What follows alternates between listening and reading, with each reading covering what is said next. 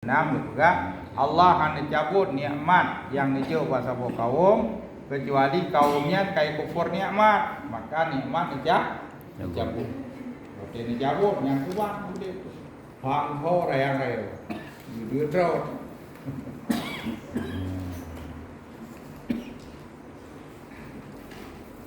Nah, kemudian aliran yang muncul masa Abu Hasan Ali Asy'ari yaitu aliran Jabariyah, ini lawan Qadariyah.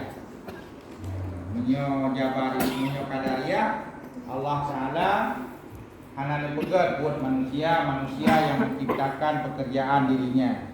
Kudrah iradah Allah hanya takluk di bak manusia. Nyan Qadariyah.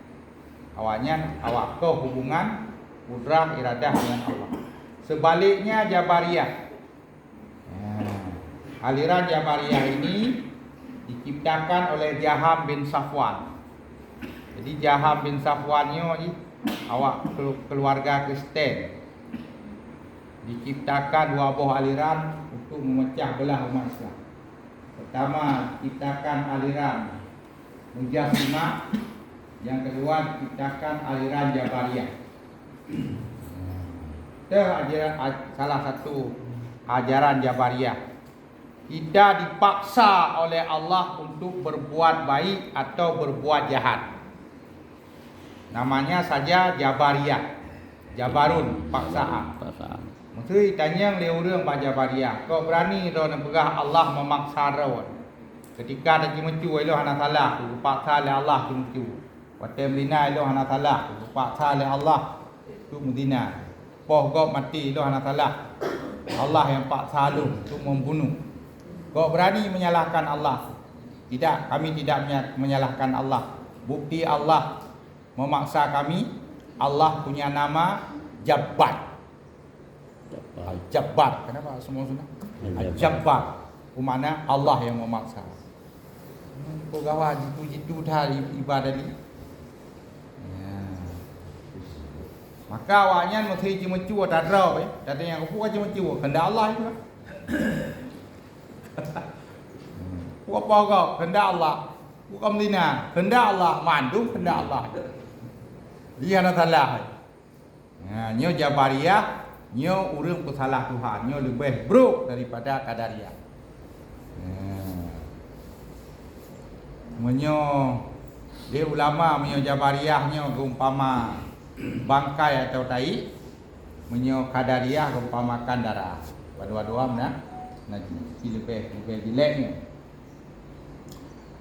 Jadi alasan awalnya Allah memaksa dia karena Allah punya nama Al-Jabbar, Zat yang Maha memaksa.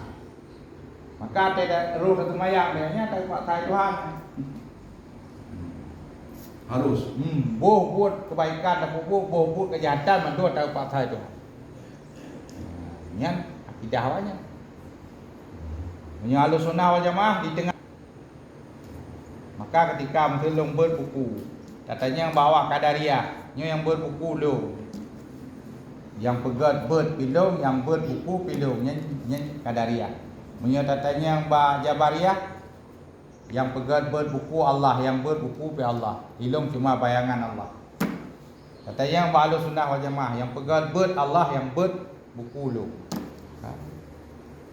Nak beda. Yang itu Ahlussunnah wal Jamaah. Sunnah wal Jamaah yang kagak akui Nabi. Tidak pegah uji kelawat-lawan. Itu nak pegah betul karena ada orang sunnah. Benar-benar dipilih Jabariyah. Punya Qadariyah yang pegat berbuku lu, yang berbuku pilu. Punya dia yang pegat berbuku Allah, yang berbuku Allah, lun bayang Allah. Bayangan. Ini yang Ahlussunnah wal Jamaah yang pegat berbuku Allah. Wallahu khalaqakum wa ma ta'malun. Allah yang menciptakan kamu dan pekerjaanmu. Yang pegat berbuku Allah, yang berbuku lu. Apa buatnya lahir buat Allah buat manusia. Hanya ke kasbun, tak usaha. Kasbun. Model ada itu bayang Allah harus ini. Iban awaknya ketika dia kapi umjiri lah. Awak salah Tuhan. Ini benangan dan salah Tuhan, tak salah Nabi, dah tak. Nah, urut salah Nabi. Nah. Nyo kalau pegang sejarah lahirnya kelompok radikal ini.